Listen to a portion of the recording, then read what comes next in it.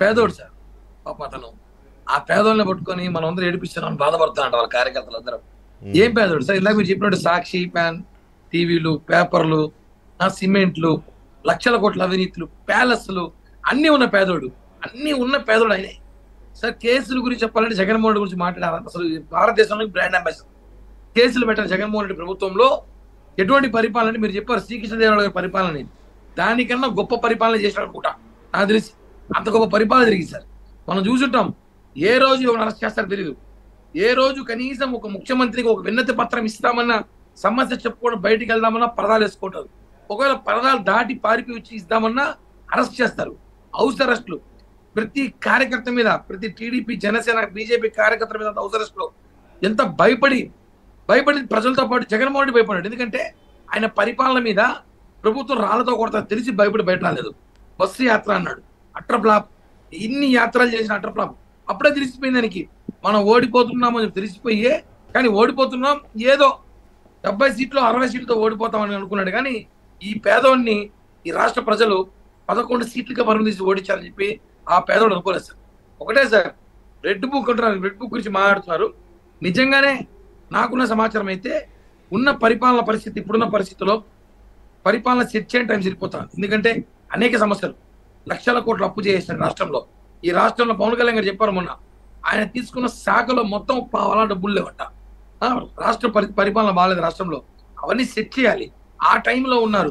ఇచ్చిన హామీలు నెరవేర్చాలి.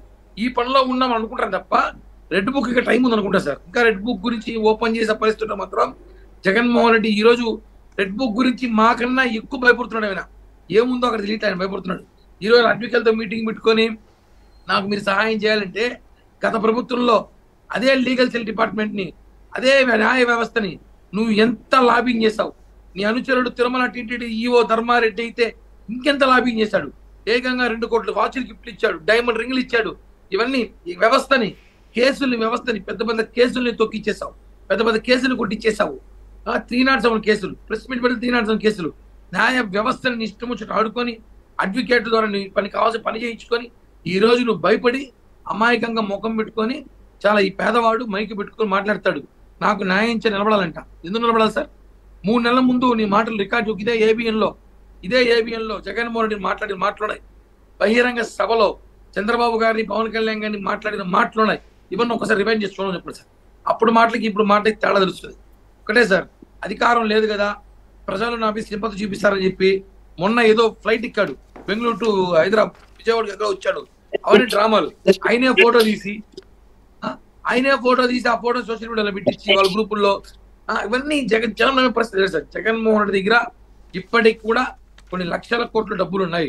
మన రాష్ట్ర డబ్బులు దోచేసి దాచిపెట్టాడు. ఇంకొక 2-3 ఎలక్షన్లు చేయగల డబ్బులు జగన్మోహన్ రెడ్డి దగ్గర ఉన్నాయి. అందుకే ఫైల్స్ తగలబడుతున్నాయి. ఈ రోజు కూడా అన్ని శాఖల్లో ఇంకా పూర్తిగా ప్రక్షాళన జరగలేదు. ఎక్కడ సమయం సరిపోలేదు. అన్ని శాఖల్లో ఇంకా జగన్మోహన్ రెడ్డి దొంగ బ్యాచ్ అన్ని శాఖల అధికారులు ఉన్నారు సార్. ఈ డిబేట్ ద్వారా చెప్తున్నాను, ఖచ్చితంగా శాఖల్లో అధికారులు మార్చకపోతే రాబోయే ఇంకొక 2-3 నెలల్లో పూర్తి సాక్ష్యాలు తారుమారు చేస్తారు, కాల్చేస్తారు. పవిత్ర పుణ్యక్షేత్రంలో ఎప్పుడు జరగదు. ఎన్నో సంవత్సరాలు దీపం పెడుతున్నారు. దీపం పగిడిపి సార్, దీపం కింద పడి ఫైల్స్ కలిపినాయంట. అంటే దీపం కొత్తగా పెట్టలే. టీటీడీ ఏడీ బిల్డింగ్ లో ప్రతి శాఖలో, ప్రతి డిపార్ట్మెంట్ లో ప్రతిరోజు దీపం పెడతారు. దీపం కింద పడి ఫైల్స్ కాలిపోవడం ఏంటి? దాంట్లో కూడా సివిల్ డిపార్ట్మెంట్ సంబంధించింది. ఏదైతే గుళ్ళ నిర్మాణం, శ్రీవాణి ట్రస్ట్ సంబంధించి